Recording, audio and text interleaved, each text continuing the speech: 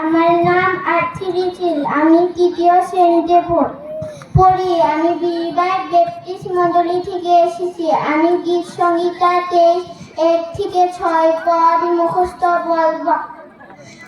সদাপ্রভু আমার পালক, আমার অভাব হইবে না।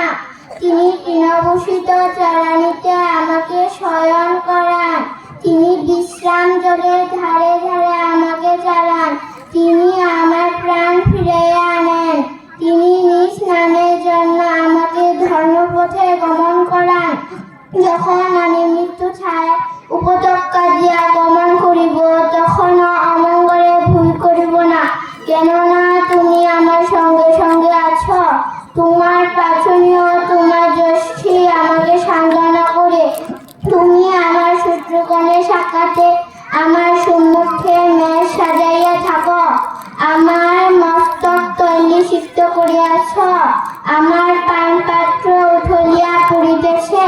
কেবল মঙ্গল আর দয়ায় আমার জীবনের সমুদয় দিন আমার অনুচর হইবে, আর আমি সদাপ্রভুর গৃহে চিরদিন বসতি করিব। সবাইকে নমস্কার।